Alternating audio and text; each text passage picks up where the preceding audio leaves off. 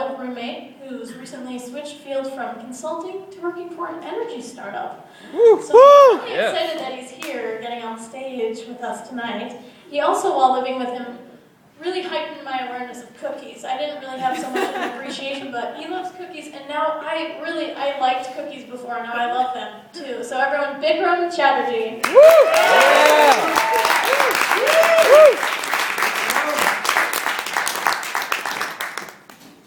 Hi everyone. So we're going to stay with the internet theme for a little bit, because I want to tell you guys about my website.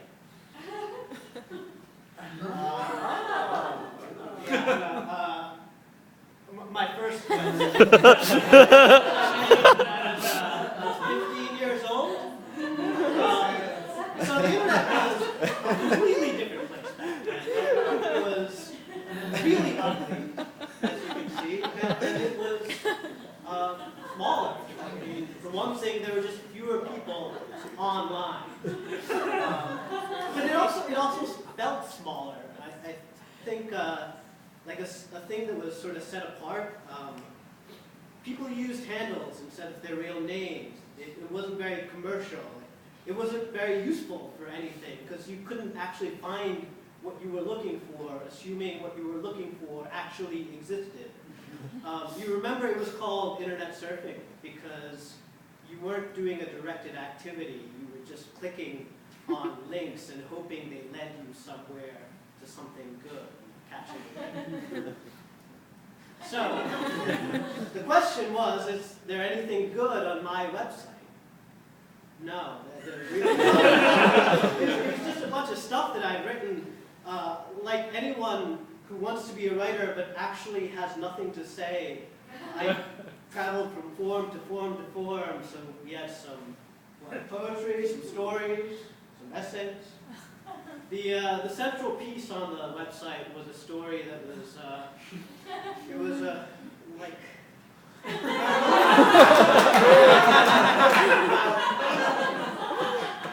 passionate, tempestuous, and ultimately doomed love. It was speculative fiction. The story was called Melancholy. So, another thing that was different back then is we used IRC a lot, Internet Relay Chat. It was great because you could talk to strangers who didn't know that you were short, chubby, had acne, couldn't hit a free throw. IRC was organized into chat rooms and often around topics like Billy Joel, the Yankees, so those were the two ones that I spent the most amount of time.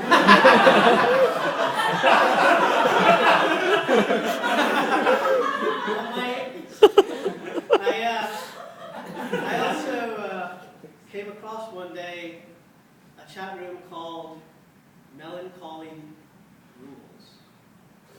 And I was so psyched. So another, because the internet was so small and a world apart, it was very possible to be internet famous and not be famous.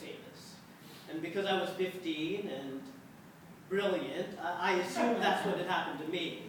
Somebody somehow stumbled across my site, read the story, loved it, sent it to all their friends, and gradually the word was getting out, and I had a fan club. I should have been tipped off by the fact that they misspelled melancholy. So, once I realized I was actually a fan site for the Smashing Pumpkins, and I was embarrassed. And also I remember I was being confused. I think I understood at the time that most teenagers were like me. They wanted desperately to connect. But it also seemed to me that the way to do that was to bring something out from within yourself. Something personal, something that you own, something that you probably made up. I didn't understand yet how you could grab something external to you from the outside world and use that to connect to other people.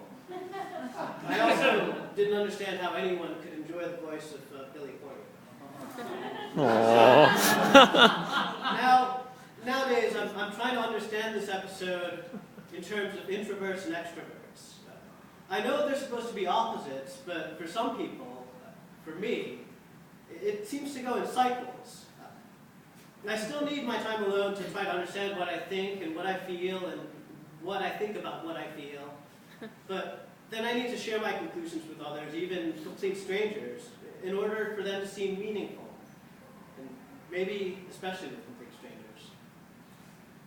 The internet can't offer this anymore, as you've heard. Don't share. Paradoxically, it's become both too big and too personal. If you make a mistake online, your potential audience now numbers in the billions.